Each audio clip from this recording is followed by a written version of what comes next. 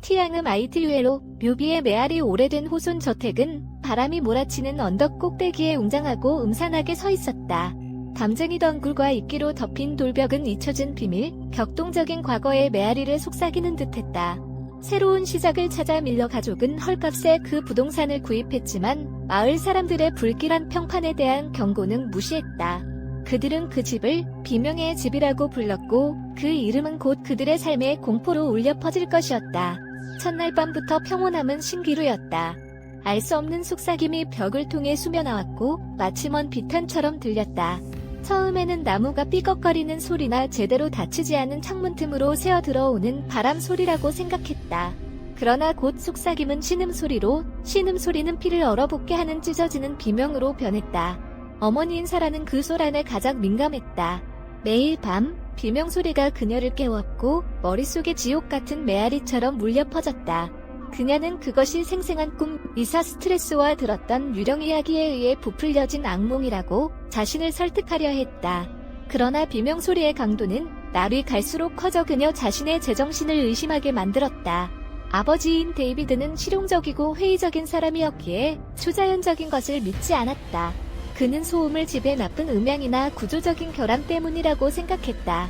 그러나 문이 저절로 닫히고 물건이 설명할 수 없이 움직이기 시작하고 끊임없이 누군가 자신을 지켜보고 있다는 느낌이 집안 구석구석을 엄습하자 그의 합리성마저 무너지기 시작했다. 아이들인 에밀리와 톰은 가장 공포에 질려 있었다. 큰딸인 에밀리는 방에 틀어박혀 밤이 빨리 끝나기를 기도했다.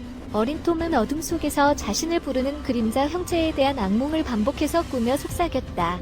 그들은 우리를 절대 놓아주지 않을 거야. 어느 날 밤, 사라는 특히 끔찍한 비명소리에 깜짝 놀라 깨어났다. 그녀는 침대에서 벌떡 일어나 아이들 방으로 달려갔고 아이들은 공포에 떨고 있었다. 엄마, 들었어요. 그렇죠? 에밀리가 흐느껴 울었다. 바로 여기, 벽에 있어요. 사라는 벽에 다가가 귀를 기울였다. 처음에는 밤의 억압적인 침묵만 들렸다. 그러나 곧 희미한 속삭임이 스며나오기 시작했고 점차 고통스러운 비탄으로 변해갔다.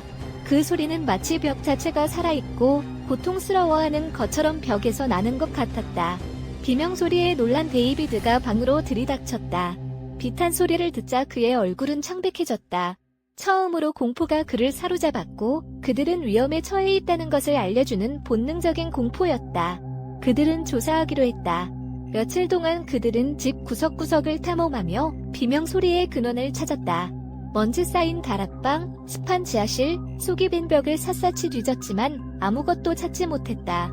집은 불가해한 비밀을 간직하고 있는 듯했다. 어느 날 뒷마당을 조사하던 중 그들은 잡초로 덮인 묘비를 발견했다. 그것을 닥자돌에 새겨진 이름을 발견했다. 엘리아스 호손, 저택의 옛 주인이었다. 사망 날짜는 특이하게 오래되어 1세기 이상 거슬러 올라갔다.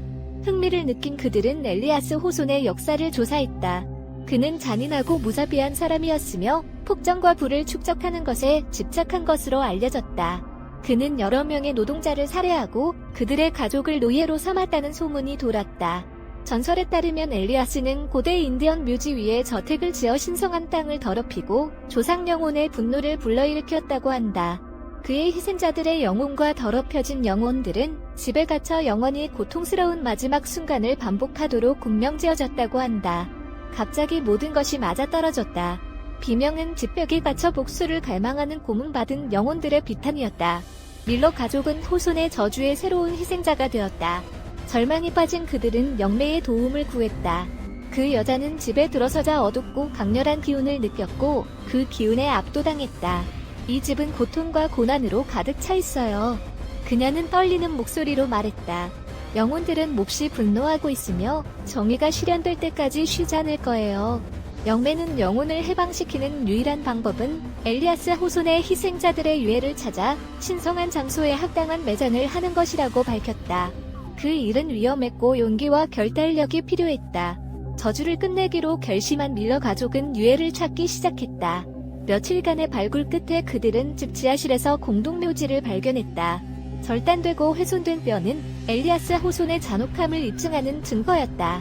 그들은 큰 존경심과 경외심을 가지고 유해를 수습하여 가까운 묘지로 가져갔다. 그들은 종교의식을 거행하고 그들의 영혼의 안식을 기원하며 적절한 매장을 해주었다. 흙기관을 덮자 압도적인 침묵이 집을 감쌌다. 비명소리가 멈추고 문이 저절로 닫히는 일이 없어지고 억압적인 느낌이 사라졌다. 호손의 저주가 풀린 것이었다. 그러나 평화는 오래가지 못했다. 어느 날 밤, 사라는 귓가의 속삭임에 잠에서 깨어났다. 고마워요. 부드럽지만 분명한 목소리가 말했다. 하지만 그들은 우리를 절대 완전히 놓아주지 않을 거예요. 사라는 공포에 떨며 침대에 앉았다. 그녀는 영혼들이 평화를 찾았다는 것을 알았지만 그 집은 항상 그들의 존재에 의해 얼룩져 있을 것이라는 것도 알았다. 과거의 메아리는 끊임없이 그들이 겪었던 공포를 상기시켜줄 것이다. 밀러 가족은 이사하기로 결정했다. 그들은 집을 샀던 가격보다 훨씬 더 낮은 가격의 저택을 팔았고 그들이 떠나는 진정한 이유를 밝히지 않았다. 그들은 비명의 집이 계속해서 다음 희생자를 기다리며 공포와 고통의 순환을 영속시킬 것이라는 것을 알았다. 저택에서 멀어지면서 사라는 창밖을 내다봤다. 어두운 밤에 그녀는 다락방 창가에 서 있는 그림자 형체를 보았다. 그것은 엘리아스 호손이었고 악의적인 미소를 지으며 그들을 지켜보고 있었다. 저주는 완화되었지만 결코 완전히 사라지지 않을 것이다. 일부 장소는 영원히 저주받았다는 끊임없는 상기, 묘비의 메아리가 항상 남아있을 것이다.